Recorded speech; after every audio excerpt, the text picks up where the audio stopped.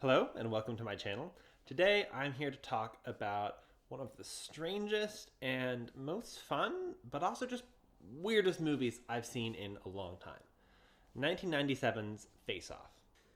Face Off is directed by John Woo and stars Nicolas Cage and John Travolta. The plot is fairly simple. So Nicolas Cage plays the terrorist for hire Castor Troy, who along with his brother Pollux are sort of infamous criminals. They are being pursued by John Travolta's character, Sean Archer, who's a very straight-laced cop whose son was killed in a botched assassination attempt by Castor Troy against Archer. This means that Archer has, extremely personal grudge, and this car chase turns into sort of a plane helicopter chase, which ends up with a really dramatic fight in a hangar, and Nicolas Cage's character is knocked into a coma before he can reveal the location of the bomb. So he's captured, but they still don't know where the bomb is. So this is where the movie gets weird. Sean Archer has to undergo extreme body transformation surgery where he literally gets Nicolas Cage's face grafted onto him so that he can impersonate Castor Troy and convince Pollux to tell him where the bomb is, and they can solve the mystery and save the city.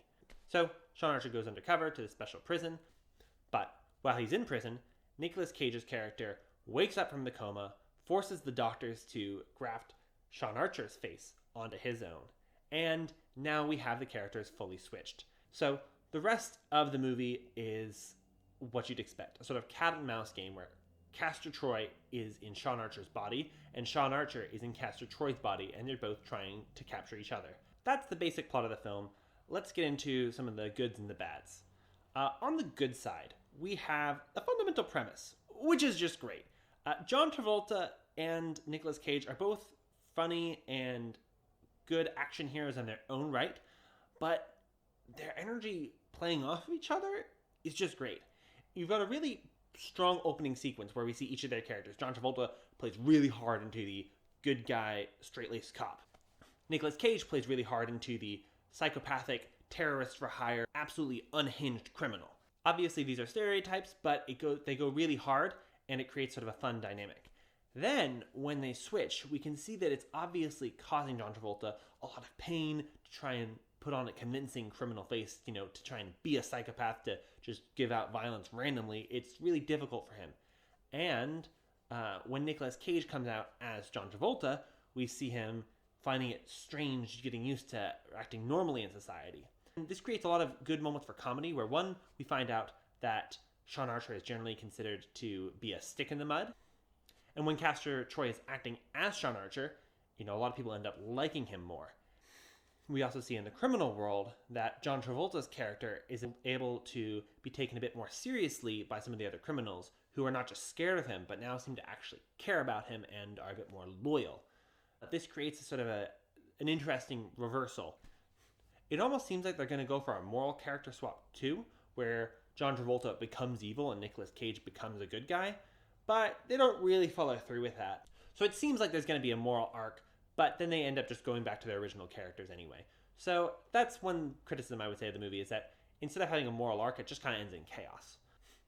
Another really excellent thing about this movie is the stylized violence. I mean, the opening sequence has a helicopter attacking a plane. That's really cool. Nicolas Cage jumping out with the two guns firing.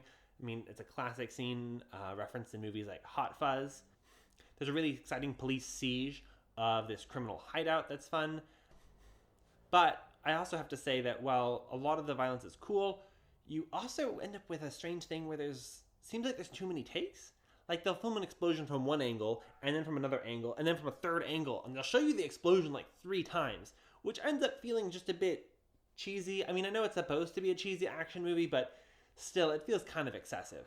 My biggest criticism of the movie, ultimately, I think, is that it sets it up as though somehow by swapping lives, these characters would gain insight, but that doesn't really happen. I mean, Sean Archer's character gains a little bit more sympathy for some of the criminals who are also victims of each other, but he doesn't turn around and want to stop policing them. Nicolas Cage seems like he actually manages to bond with Sean Archer's daughter a little bit, but then he still uses her as a hostage, so he doesn't really seem like he actually cares about her.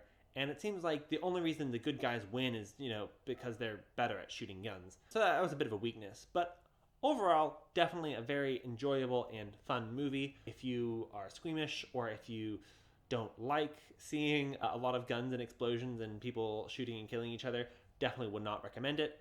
But if that's your thing, it's a really fun movie. One cool thing I learned about this movie is that it actually inspired Infernal Affairs, which is a Hong Kong movie about a police detective going undercover in a triad and a triad member going undercover in a police organization, and they each have to hunt for each other, which is also the same movie that inspired The Departed. So it's cool to see sort of the history of this movie. It's often considered one of Nicolas Cage's best, and for good reason.